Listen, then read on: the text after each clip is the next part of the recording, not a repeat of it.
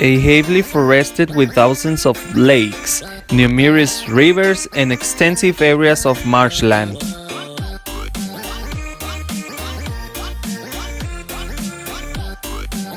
The place where aurora borealis can appear on 200 nights a year.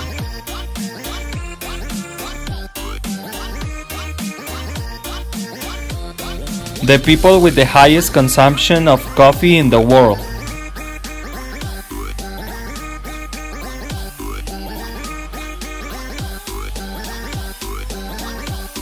The global leader in heavy metal bands.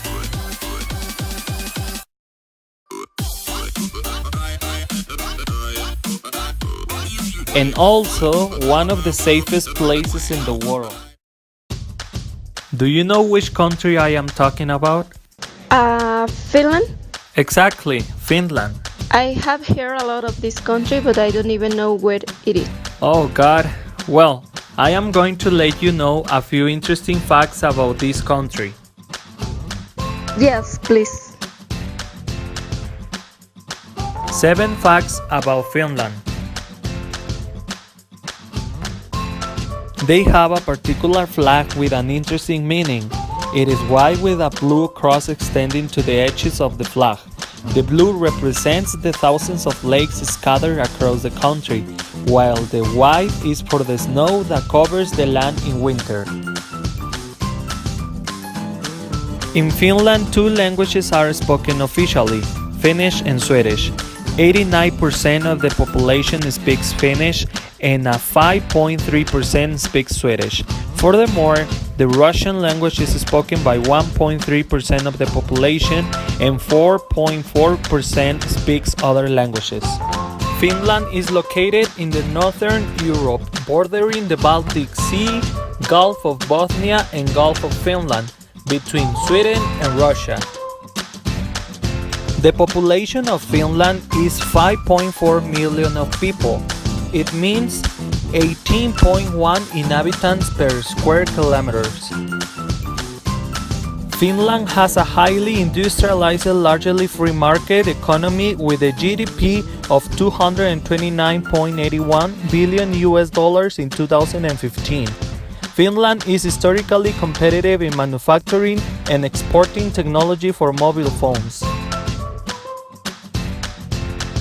Broadly speaking, the history of Finland can be divided into 3 chapters: the previous Swedish period to 1809, the Russian period from 1809 to 1917, and the independent period from 1917 to the present day. And last but not least, the most important aspect about Finland is its education. Finland has been one of the best education systems around the world for a long time. Yes, I already knew it, but I don't understand why. Could you please explain to me a little bit more about it?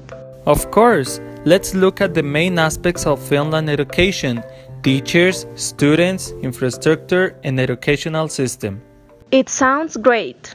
Perfect. First of all, Finns regard teaching as a noble, prestigious profession. Meanwhile, Mexican teachers are not respected. I know. So sad, right? Yes, and by instance, if you want to become a teacher, you have to pass through a very competitive process. There are 2 phases to the selection process for primary school teacher education.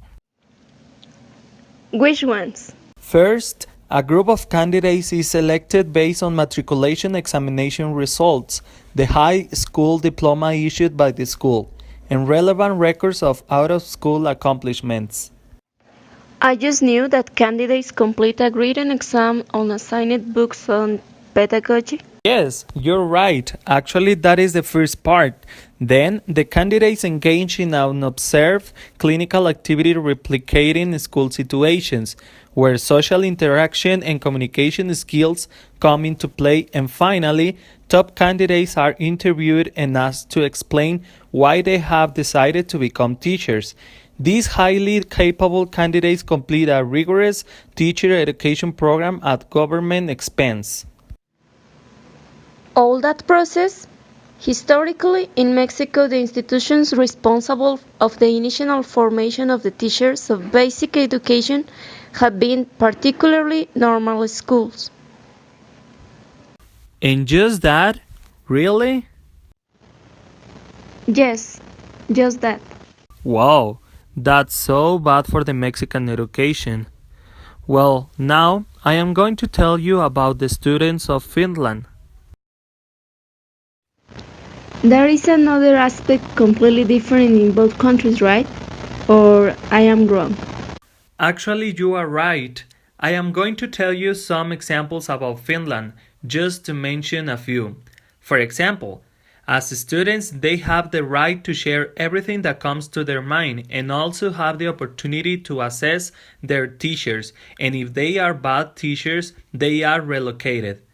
In case that a student is good at any sport, a personal trainer is assigned to him.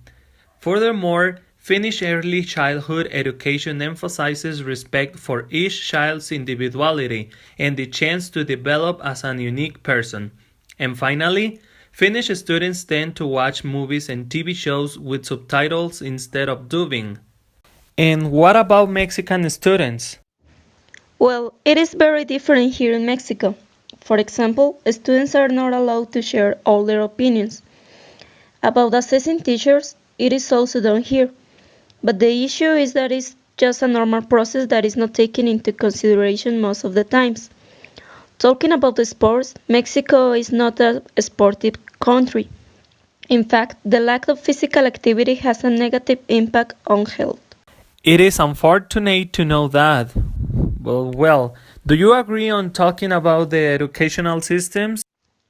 Okay, the Mexican educational model is divided into 9 sections, which contemplate and are responsible of the specific needs of each educational level.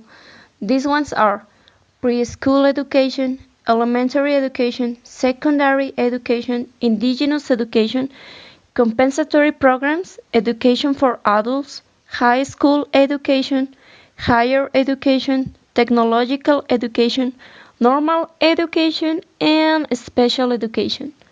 What about Finland?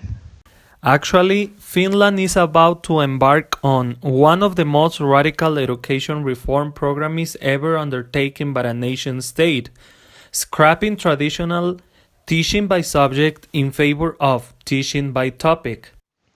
So, are they going to change their curriculum? Not really, they are just going to adapt it to the new generations by doing the changes that are necessary for industry and modern society, with the aim of preparing children for the future with the skills that are needed for today and tomorrow. That's really amazing. By the way, something that amazed me about Finland is the infrastructure. Are they really how they look in the pictures? Of course, schools in Finland benefit from architecture, building design, furniture, and lighting that is sound, safe, functional, fit for purpose, comfortable, and generally conducive for a positive learning environment. Their audiovisual and ICT equipment is modern, of high quality, and well maintained. There is a really significant difference between Finland and Mexico. In conclusion, the Finnish educational system has been one of the most successful systems. This mainly due to the preparation of teachers. Both primary and secondary teachers must have a master's degree to qualify. Also, the social-cultural context is very related to the educational system success. For example, Finnish students are open-minded to the opportunity to learn. In Finland, the government pays everything for the education of its population. On the other hand, even though the constitution claims that the education has to be completely free, it is not our reality. Finally, Finland in 2020 will modify its educational system by combining it with the technology and pedagogy in order to adapt it to the new global area.